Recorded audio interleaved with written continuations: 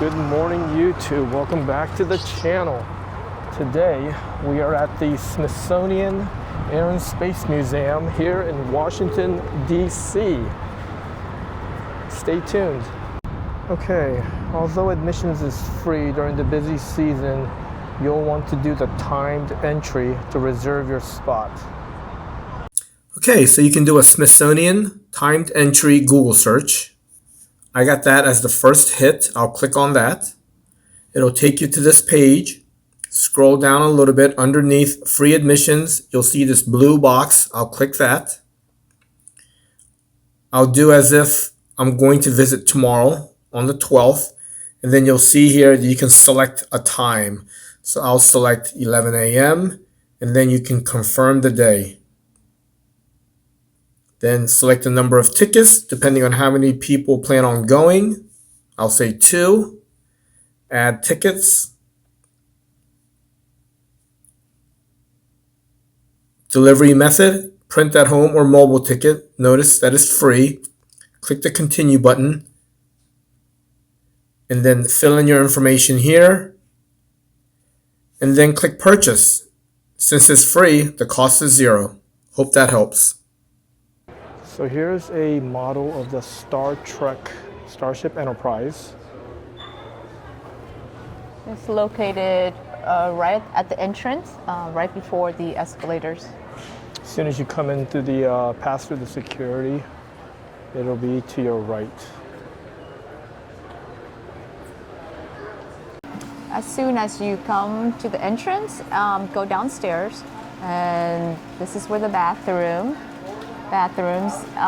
the little eatery, and to your left is the museum store. And again, this is down in the basement. As soon as you come in the entrance, just go downstairs. There's, of course, signs for restrooms, so you know where to go. So, highly recommend going to the Welcome Center, getting some information, and you can also pick up a map layout of the Smithsonian, which will be very useful.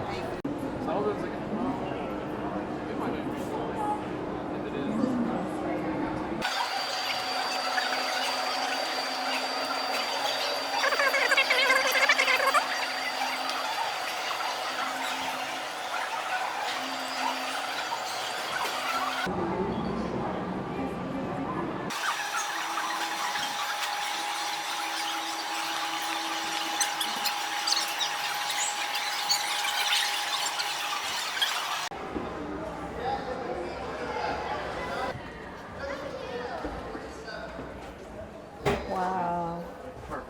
Pretty cool.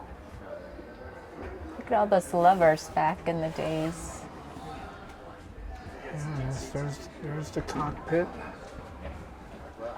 All these switches in the top, too.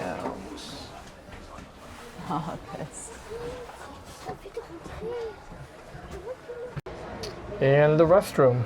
It actually looks bigger than today's bathrooms. 2 seats here. And 2 seats across. 2 seats across, so you're facing each other, almost like similar to how trains are set up. And then you have a table between for meals. This means in the 17.5-inch, so it is a little narrow. Now the Boeing is the same size, so you don't have to sit on that one. This one is a 20-inch. Ah. That must be first class or premium plus. 20-inch. There you go. And then the 18-inch, see if it's even noticeable, half an inch. Is that noticeable? It is noticeable. I mean, the 17.5, I can't tell the difference, but I can tell. So it is noticeable. This one,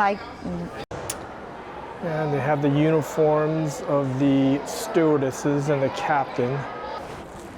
So here are roving vehicles that were used on the moon. Very cool. With a 300-pound payload, the Met allowed equipment transport to unexplored geological. Command module for the Columbia. yes, as you can see, there's crew compartment, forward compartment. So you can see the crews are in there. And this section, of course, is going to the moon. And there's actually one heartfelt epithet. It says, the best ship to come down the line. God bless her. So here's the first spacesuit used on the moon. So the astronaut the spacesuit, the backpack that contained electronics, oxygen, and a cooling system, weighed a total of 360 pounds, but on the moon, it's 1/6 of that, so 60 pounds. So this is the SNAP 27 nuclear generator and cask, which was used to convert plutonium-238 into 72 watts of electric power. That was used to operate the Apollo Lunar Surface Experiments package. Okay, here's a mock-up, a model of the SR-71 Blackbird. If you want to see the real thing, you can go to the Steven Udvar-Hazy Museum in Chantilly, Virginia. So we are in the Explore Your Planets section of the museum. And here are some displays of the different planets. As you can see, there's comets, Pluto, and of course on top, this is a big old satellite. As we walk through, there are like different descriptions of planets. For example, Neptune is there, Uranus, Pluto. Okay, so now we're entering the section Nation of Speed.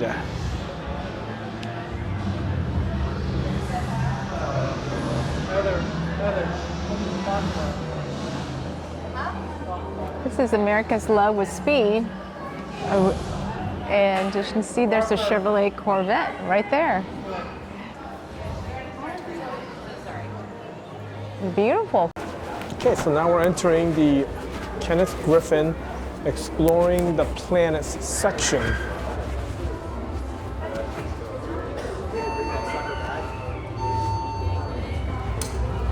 This is a tour of the solar system.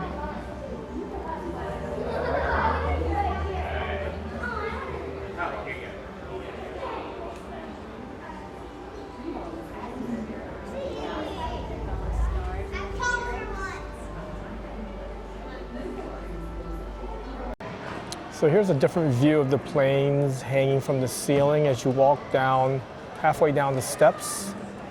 Once you exit the speed section where the Corvette was. It's a nice view. You get a different vantage point of the planes. They're pretty. So this is a wrap up from our visit today. We're going to head out, grab some lunch, and we'll take you with us. I think there's one place that we want to hit. But in terms of this museum, it's smaller because of and I don't know if you can see it, but all the, looks like they're opening some new displays, and it won't be until 2025, 2026. So to me, the emphasis of this museum is actually the space, especially the walking on the moon, which I think is much more extensive than the other one, Chantilly. It is so worthwhile just going to see the space. It's fascinating. For me, I learned a lot, especially the spacesuits. But some housekeeping tips for you. Each floor, of course, there's restrooms. Downstairs is where you can actually eat and you can buy food at the canteen. And one thing to kind of tell you is when you enter, and we'll show you later, when you enter, you have to reserve your time tickets. And they do check the tickets, so you need to have a smartphone. We use our phone to electronic reserve the tickets, and then you walk through. There's also a metal detector, and also would check your bags. But yeah, so we'll walk through and I'll show you about it. But yeah, it's very good. I like this museum. Like I said, I love, my main thing is the moon section was fascinating. I loved it. Okay, so we came to Rice Bar, which is like a 2-minute walk from the Smithsonian Air and Space Museum. I got the daily special, which is the chicken curry, and it comes with the egg. And I ordered the Tauntaun ramen, which also came with the spicy chicken and egg. Yeah, and each one was $12.99 each. So as you can see, I finished my food. It's good, however, I usually drink my broth, but it's so salty. I couldn't finish it. The noodles and the toppings were good. Other than that, I wish the broth was not as salty as it is. I couldn't really enjoy sipping on it. Yeah, my curry. I finished my curry. It was pretty sure it was the golden curry brand of curry that you can get at most grocery stores, but it was okay. Nothing spectacular. If you enjoyed today's video, smash that like button, subscribe, and turn on notifications so you'll know when we post new content. Also, make sure to check out our other video on the Steven Udvar-Hazy Museum in Chantilly, Virginia. Thanks, everyone.